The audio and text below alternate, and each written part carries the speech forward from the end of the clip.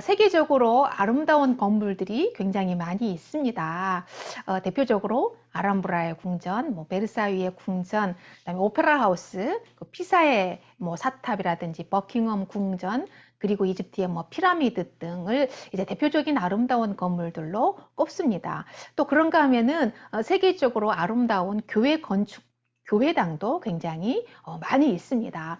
대표적으로 파리의 노트르담의 성당, 그다음에 바티칸 대성당, 그다음에 터키, 우리가 유럽 여행 가면 반드시 필수 코스로 가잖아요. 터키에 있는 소피아 성당 같은 것이 이제 대표적인 교회 건물에 꼽힙니다. 여러분도 이제 유럽 여행 갈 기회가 되면 아마도 갈 수 있을 것이라고 이제 사려가 되는데요.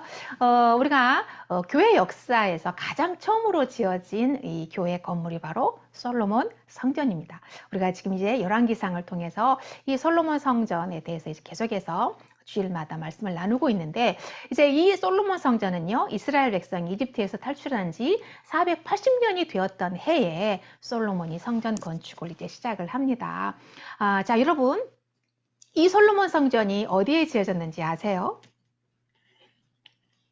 예루살렘의 모리아산에 지어졌습니다. 네, 여러분, 모리아산 하면은 떠오르는 한 사건이 있죠. 아브라함.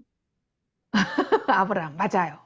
아브라함이 이삭을 번제물로 드렸던 산이 바로 모리아산이죠. 근데 이 모리아산은 아브라함이 그곳에 가서 내가 이삭을 번제로 드려야지 하고 스스로 선택한 게 아니고 하나님께서 직접 지명해 준 산이 바로 이 모리아산이에요.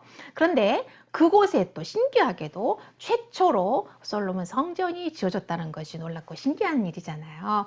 솔로몬 성전은요, 길이가 27m이고요, 폭은 9m고 높이가 약 13.5m 정도였어요. 별로 그렇게 크지는 않은 성전이지만 그래도 지금은 이제 뭐 건축 기계라든지 이런 자재들이 다 이렇게 뭐 이렇게 최신식 기계들이 있어서 다 대부분 다 기계가 뭐 하고 사람이 손으로 하는 일은 얼마 안 되잖아요. 그런데 뭐 3000년 전이니까 그때만 해도 이런 기계가 아무것도 없으니까 사람들이 직접 손으로 다 지었다라고 하는 게 또 더 놀라운 거예요. 그리고 이제 성전의 이 내부와 외부 장식품들은 모두 다 순금으로 그리고 노수로 장식을 했다는 거. 요건 이제 우리가 신앙생활 하면서 이렇게 상식적으로 알아두면 굉장히 좋습니다. 자, 그래서 이제 우리가 이 솔로몬 성전 건축 역사에서 눈여겨봐야 될 특징들이 몇 가지가 있는데, 그 중에서 오늘 한 가지 제가 말씀을 드리고 싶은 것은 성전을 건축할 때 성전 안에서 재료들을 다듬는 소리가 일체 들리지 않았다는 거예요. 그러니까 돌을 깨거나 나무를 자르는 소리가 전혀 들리지 않았다. 그러면은 이 돌과 나무들을 어떻게 자르고 어디서 잘랐느냐? 채석장에서 돌을 이렇게 채석해서 들어 올려 가지고 거기에서 규격에 따라서 깎고 다듬은 다음에 이렇게 이동을 해 가지고 와 가지고 성전 안에서는 맞추는 일만 했다는 거예요. 그러니까 성전을 공사하는 중에도 성전 안에서는 경건, 그다음에 정숙함이 유지될 수 있도록 조심했다는 것을 우리가 알 수가 있습니다. 그런데 신약 성경으로 넘어와서 에베소서 2장에 보면 우리도 성전이고 이 성전이 지금 공사 중이라고 하는 말씀이 나와요. 에베소서 2장 21절 22절을 보겠습니다. 벌써 조시려고 시동을 거시면 안 됩니다. 에베소서 2장 21절과 22절이 있어요. 제가 읽어드릴게요. 그의 안에서 건물마다 서로 연결하여 주 안에서 성전이 되어가고 너희도 성령 안에서 하나님이 거하실 처소가 되기 위하여 그리스도 예수 안에서 함께 지어져 가느니라 라고 얘기를 했어요. 함께 지어져 가고 있는 중이다. 그러니까 다 지어진 게 아니고 개인 성전은 완성이 됐지만 이 개인 성전이 서로 연합해 가지고 완전한 성전으로 지금 지어져 가고 있다는 거예요. 그러니까 다시 말하면 예수 그리스도 안에서 개인의 성전들이 서로 연결해 가지고 완전한 성전으로 지어져 가는 중이라는 거예요. 그러니까 구원받은 우리 모두는 지금 대공사 중이다라고 하는 거예요. 그러니까 옆에 사람에게 불편을 매우 많이 끼치죠. 야, 구원받았다는데 저래? 야, 교회 다닌다는 사람이 저래? 야, 장로라는 사람이 저래? 권사라는 사람이 저래? 이런 말을 우리가 듣잖아요. 왜냐하면 우리가 완성된 게 아니고 지금 공사 중이기 때문에 너무 시끄럽고 아프고 그런 거예요. 그래서 옆에 사람들에게 피해를 주고 있다는 거죠. 자, 그래서 솔로몬 성전을 지을 때는 채석장에서 돌을 다 자르고 다듬어서 가져왔고, 나무도 그곳에서 밖에서 다 잘라서 가져와서 연결만 하면 됐기 때문에 시끄럽지 않았지만, 지금은 사람과 사람이 성전이 되어 가기 위해서 안 맞아요. 안 맞아. 우리는 로또예요. 우리는 모두 다 로또입니다. 서로에게 로또예요. 안 맞아도 너무 안 맞아. 일평생에 안 맞아. 그러니까 서로 맞추려고 자르고 다듬고 깎고 조이고 있기 때문에 너무 시끄러운 거예요. 그러니까 무슨 말이냐면 이것을 우리는 성화의 과정이다라고 말을 하는 거예요. 예수님을 믿자마자 바로 우리가 영화의 상태가 돼버린 게 아니고 성화의 과정을 거쳐가고 있다라고 하는 거예요. 혹자들은 성자들만 모인 곳이 교회다라고 생각하는 사람들이 있는데요. 교회야말로 죄인들이 모인 더럽고 추잡한 곳이에요. 이 말씀이 이해되시기를 바랍니다. 교회는 죄인들이 목욕하는 목욕탕이에요. 뭐라고요? 죄인들이 죄인들이 목욕하는 목욕탕이 바로 교회입니다. 그러면 교회 밖은 깨끗할까요? 아니에요. 교회 밖은 더 더럽고 더 추잡한 곳이에요. 그나마 교회는 내가 더러운 줄 알고 자기가 더러운 것을 인정하고 예수님의 보혈로 목욕하기 위해서 들어온 사람들이 모인 곳이기 때문에 교회 밖보다는 그나마 깨끗한 곳이에요. 완전히 깨끗한 곳이 아니고 교회 밖보다는 조금 깨끗한 곳이다. 자, 지난주에 제가요, 교도소에 사역을 다녀왔어요. 근데 진짜 황당한 일을 경험하고 왔습니다. 교도소 사역은요, 매우 엄격해요. 그렇잖아요. 굉장히 엄격합니다. 주어진 시간이 1시간 30분이에요. 1시간 30분 안에 이 모든 것들을 다 마쳐야 돼요. 그렇기 때문에 재소자 형제들이 먼저 예배실에 와가지고 이제 이 교정위원들을 기다리고 앉아 있거든요. 그러면 이제 시간이 딱 되면 이제 담당 직원이 딱 앞에서 이렇게 에스코트 해가지고 데리고 들어가요. 들어가는 것도 완전 미로예요. 얼마나 미로 같은지 몰라요? 들어가잖아요. 그러면 이제 예배를 드리든지 혹은 이제 성경 공부를 하든지 그래요. 자, 그런데 이번에 그 담당자가 바뀌었거든요. 이번에 담당자가 바뀌어가지고 교정위원들이 먼저 들어가서 재소자들이 나올 때까지 30분을 기다리게 하는 거예요.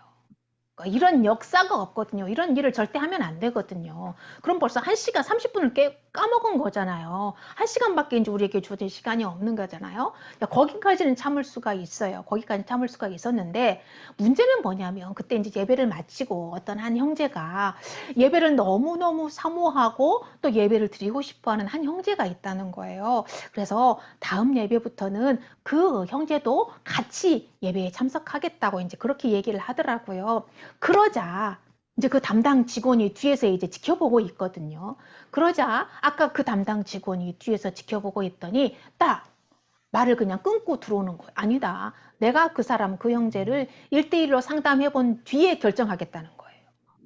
예배를 드릴 수 있는지 없는지 결정하겠다는 거예요. 이 말을 다시 말하면은 내가 그 사람을 1대1로 상담해 봐가지고 예수를 믿게 해도 될지 아닐지 자기가 상담해 본 뒤에 결정하겠다는 거예요. 너무 황당하고 놀랍잖아요. 근데 그분이 놀랍게도 교회 직분자였다는 거예요. 저는 그거를 보면서 교회를 다닌다고 교회에서 직분을 받았다고 다 복음을 깨닫지는 않는구나. 다 거듭난 거는 아니구나 라는 거를 다시 또 한번 그 현장에서 제가 한번 또 마음에 깨닫고 생각을 하고 왔습니다. 마음이 너무너무 아팠어요. 우리도 이렇게 어렵고 힘든데요. 중요한 건 재소자들이 너무너무 힘들어한다는 거예요. 그분이 그렇게 까다롭고 하기 때문에 너무너무 힘들어한다는 그런 후문이 들려오더라고요. 여러분, 예수님의 보혈로 성품이 깎이고 다듬어지는 저와 여러분이 되시기를 바랍니다.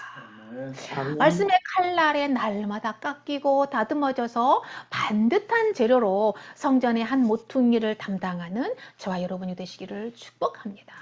우리는 완전한 상태가 아니에요. 우리는 불완전한 존재이기 때문에 불완전한 사람들끼리 서로 부족한 부분을 인정하고 채워주면서 하나님의 성전으로 지어져 간다는 것을 우리 모두 인정하시기를 바랍니다. 목사도 완전하지 못하고 장로도 완전하지 못하고 권사, 집사도 완전하지 못한다는 거. 아직 죄성을 가지고 있기 때문에 냄새가 날 수 있고 부패할 수 있고 또 그렇게 사람에게 상처도 주고 실망시킬 수도 있다라는 것을 꼭 기억하시기 바라요. 그래서 어떤 분들은 누구 때문에 교회에서 상처받아가지고 교회 나가기 싫다, 교회 안 나간다 이러면서 이제 가난한 신자가 되신 분들이 의외로 굉장히 많아요. 여러분 사람 보고 교회 다니지 말라는 말 많이 들어보셨을 거예요.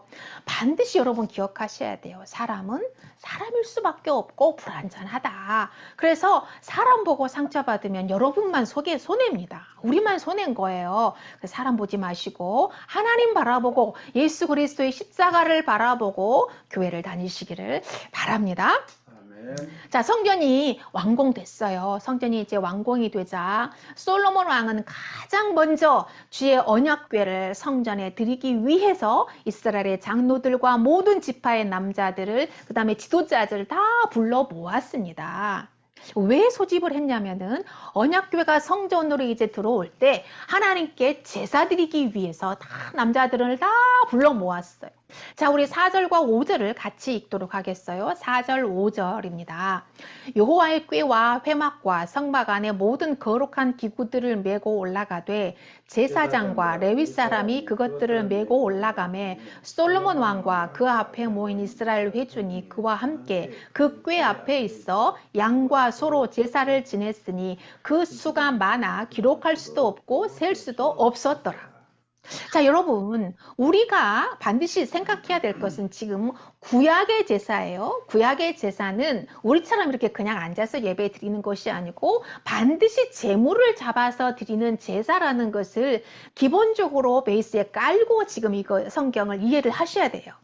자, 4절과 5절 말씀 상황을 한번 상상해 보자는 거예요.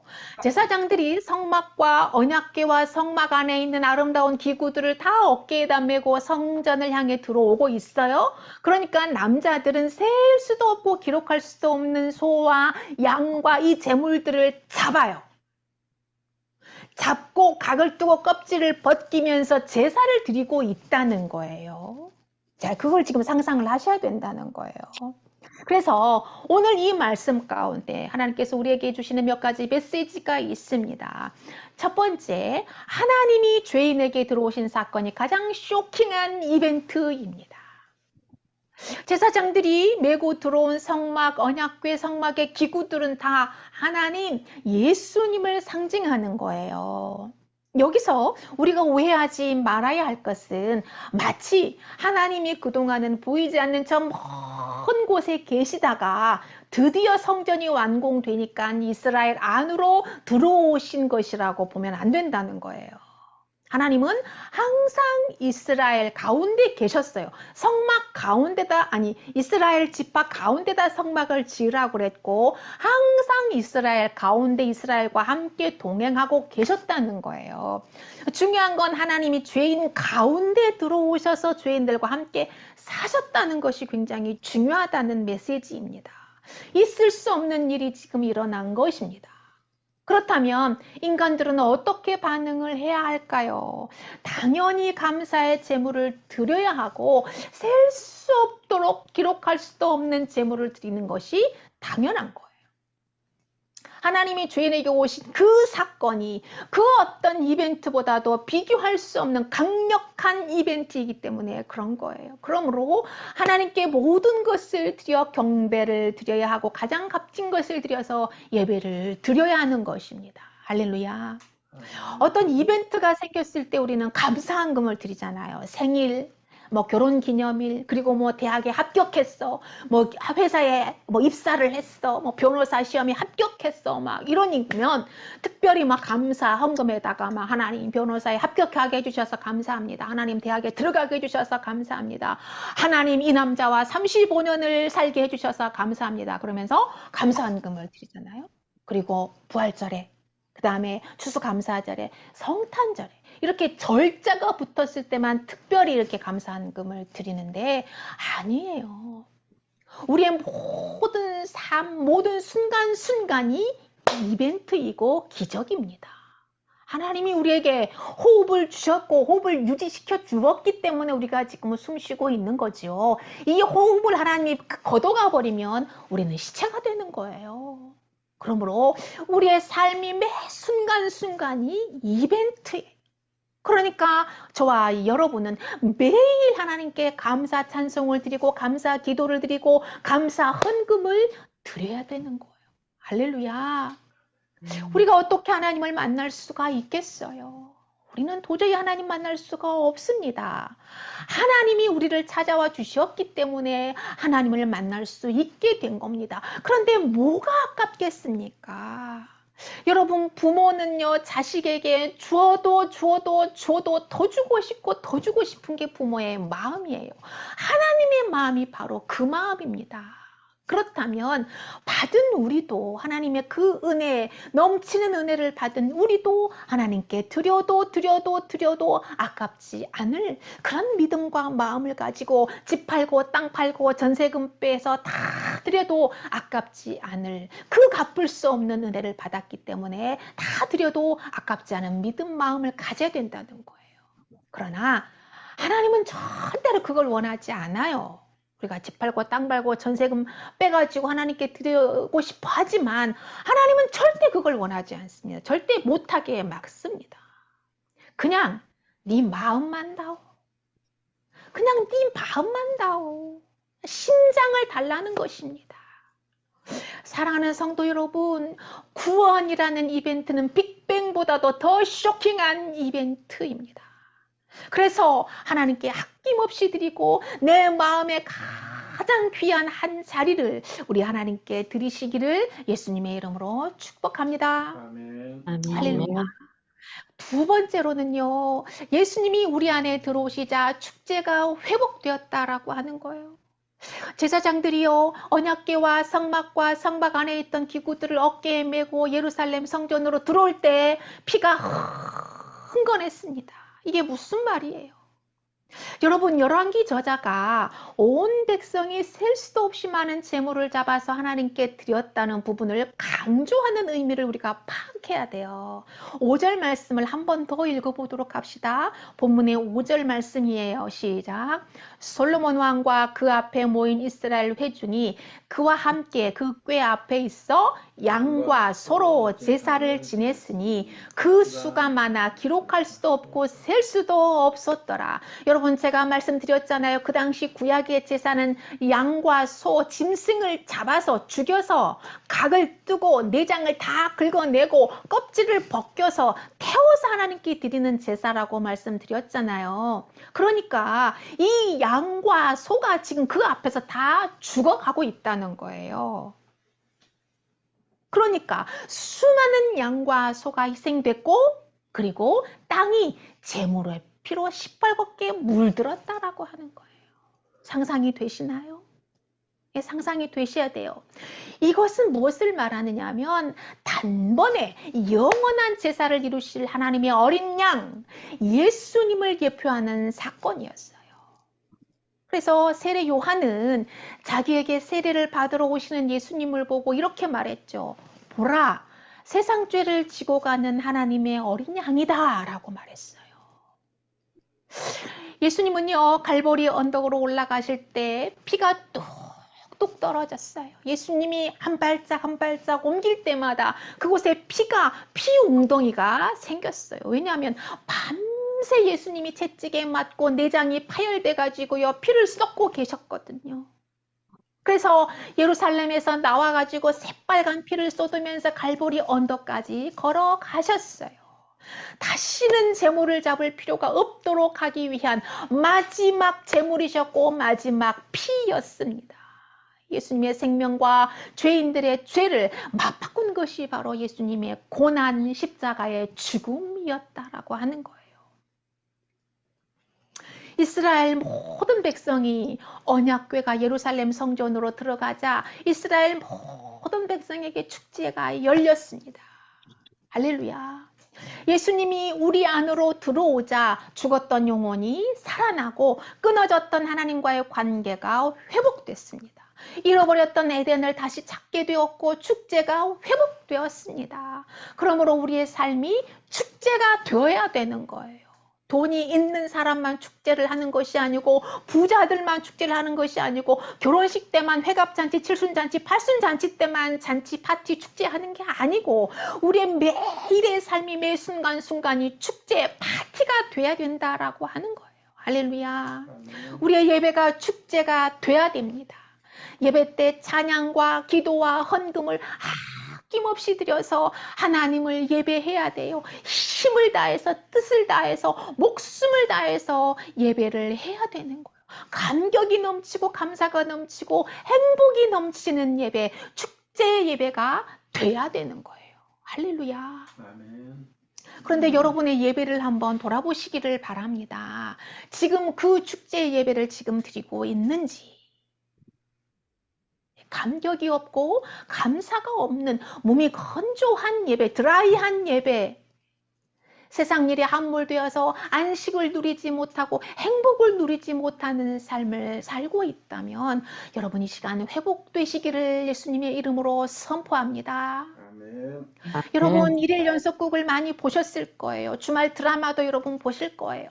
일일 연속극은요 하루도 빠짐없이 연결해서 봐야 그 내용이 연결되면서 이해가 되고 재미가 있어요. 중간에 뚝 잘라버리고 쉬어버리면 이게 내용이 연결이 되지 않기 때문에 뭔 내용인지 이게 파악이 안 돼요. 드라마가. 예배도 똑같습니다. 일상에서 예배가 이루어지지 않고 일주일 동안 한 번도 하나님과 교제가 없이 뚝 끊어져서 지내다가 주일날 딸랑 예배 시간에 와서 앉아있으면 맨날 낯선 하나님을 만나게 되는 거예요.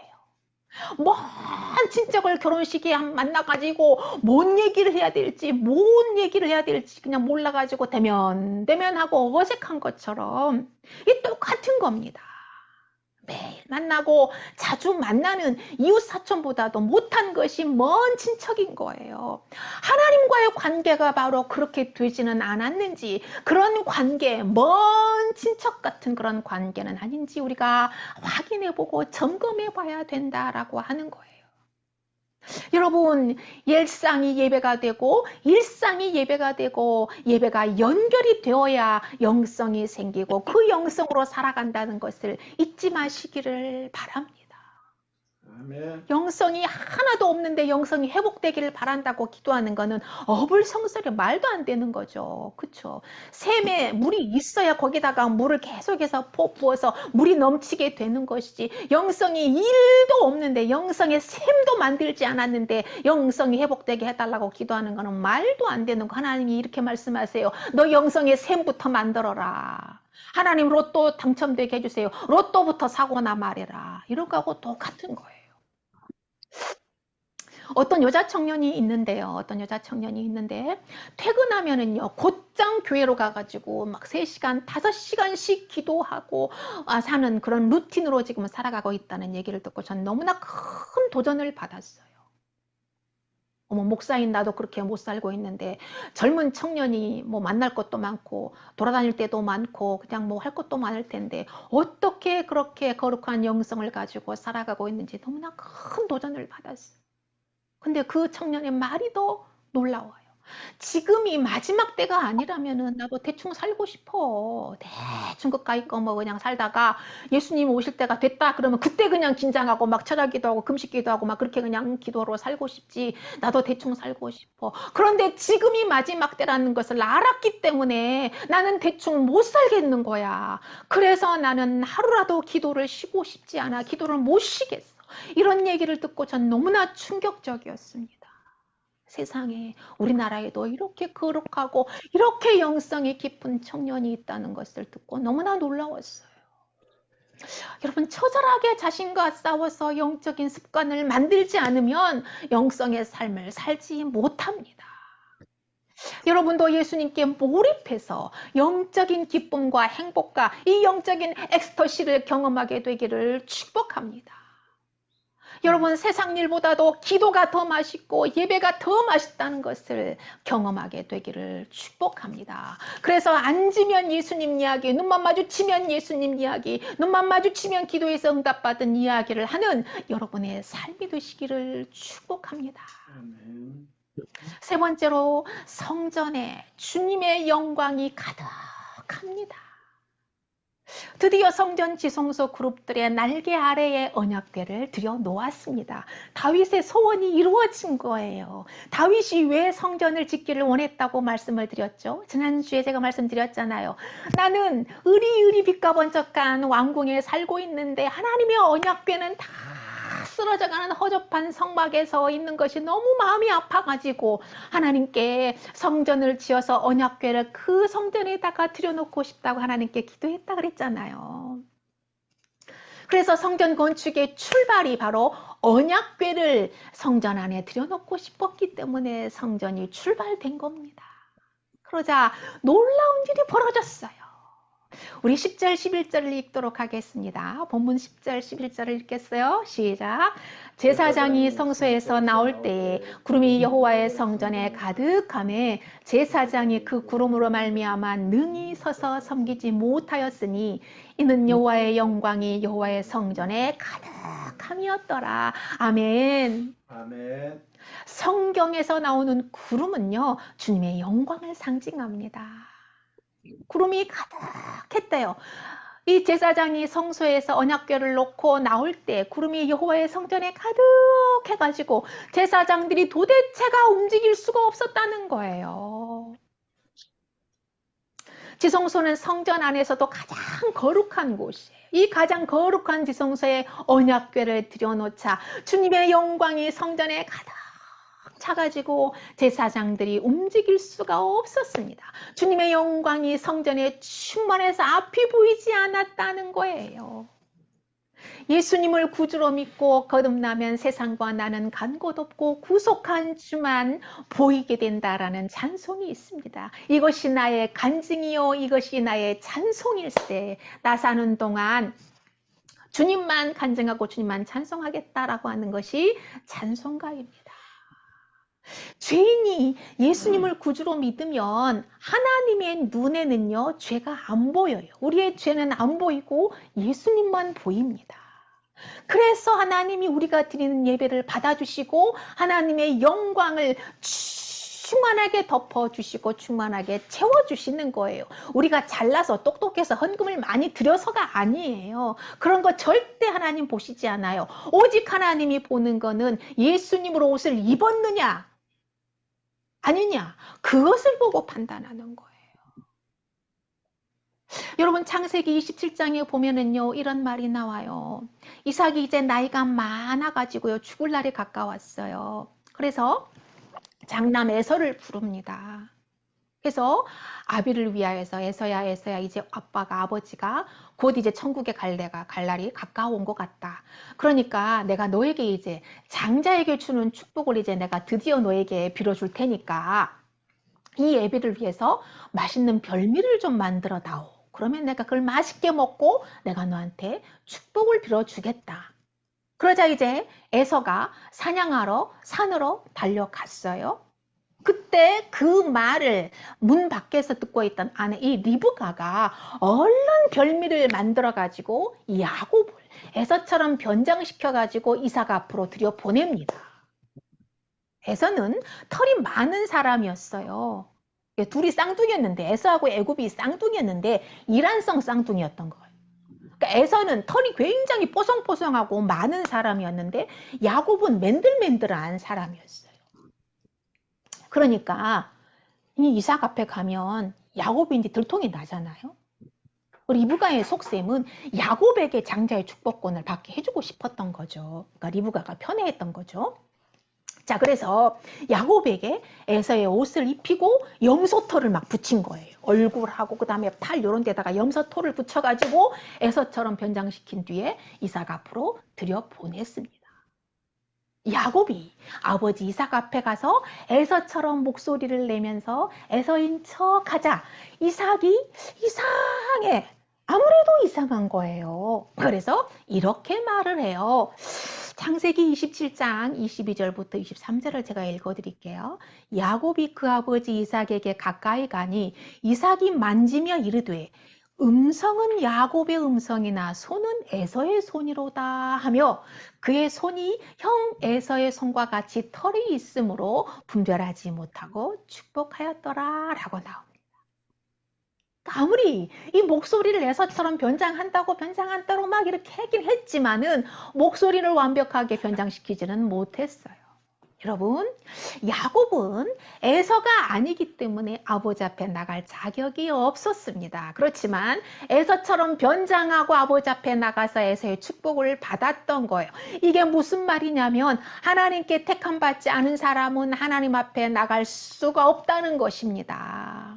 죄인은 절대로 하나님 앞에 나갈 자격이 없는 거예요. 그렇지만 예수님의 의의 옷을 입으면, 예수님의 의의 옷을 입고 하나님 앞에 나가면 목소리는 주인인데 옷은 예수의 옷을 입었네? 그러면서 하나님이 받아주시고 우리에게 예수 그리스도의 은혜, 예수 그리스도가 받는 그 영광을 충만하게 채워주시고 하나님의 나라를 상속해 주신다라고 하는 것입니다.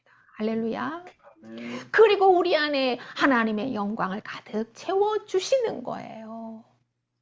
여러분은 하나님의 영광이 가득한 성전입니다. 믿습니까? 하나님은 여러분에게 영광을 가득 충만하게 꽉꽉 누르고 눌러서 채워주셨습니다. 여러분의 말에, 행동에, 삶에 하나님의 영광이 충만합니다. 영광의 조각들인 성도들이 한 곳에 모이면 그 영광은 극대화가 되는 거예요. 그게 바로 교회 공동체의 모임이고 그게 바로 교회에서 드리는 예배인 것입니다. 아멘. 할렐루야. 그래서 여러분 교회 공동체의 모임을 사모하시기 바랍니다. 교회에서 모여서 예배 드리는 것을 사모하시기를 바랍니다. 하나님의 영광을 충만하게 경험할 수 있는 모임이 바로 이 교회 공동체의 모임이고 교회의 예배이기 때문에 그렇습니다. 하나님은 지금 우리 가운데도 충만하게 계시고 하나님의 영광이 지금 우리 가운데 충만하게 임재해 계십니다. 할렐루야. 아멘. 여러분 교회 지체들을 만나는 것을 가장 즐거워하고 가장 행복해 하시기를 바랍니다. 어떤 분은 교회 목사님 만나러 가자 그러면 절대로 안 간다고 거부하고 인상을 팍팍 쓰면서 안 가시는 분이 있어요. 절대로 그러지 마세요. 여러분 목사님과 교제하는 것이 얼마나 복된 만남인지 모릅니다. 여러분 이 말씀을 묵상하는데 성령님이 이 찬양을 주셨습니다. 내 눈 주의 영광을 보내 우리 가운데 계신 주님, 그 빛난 영광 온 하늘 덮고 그 찬송 온 땅 가득해. 내 눈 주의 영광을 보내 찬송 가운데 서신 주님, 주님의 얼굴은 온 세상 향하네. 권능의 팔을 드셨네. 주의 영광 이곳에 가득해. 우린 선의 주님과 함께 찬양하며 우리는 전진하리. 모든 열방 주 볼 때까지. 아멘. 그렇습니다. 하나님의 영광이 온 세상에 충만합니다. 구원받은 주의 백성들 안에 더욱 충만하고 여러분 가운데 주님의 영광이 가득합니다. 이 영광을 우리끼리만 누리는 것으로 만족하지 말고 모든 열방이 이 영광을 함께 누리고 함께 참여할 수 있도록 이 영광을 소멸시키지 않게 되기를 예수님의 이름으로 축복합니다. 일주일 동안 내내 일에만 몰입하고 사업에만 몰입하느라고 이 영광을 소멸시키지 말게 있게 되시기를 예수님의 이름으로 선포합니다. 아멘. 늘 일터에서도 직장에서도 사업터에서도 나는 영광 덩어리다. 나는 하나님의 영광 덩어리다. 나는 하나님의 성전이다. 내 안에 주의 영광이 충만하고 내가 가는 곳마다 주의 영광이 충만하다는 그 믿음을 가지고 선포하며 나아갈 때 여러분이 서는 곳마다 가는 곳마다 영광이 따라다니고 영광이 가득하게 임재하게 될 줄 믿습니다. 아멘. 기도하겠습니다.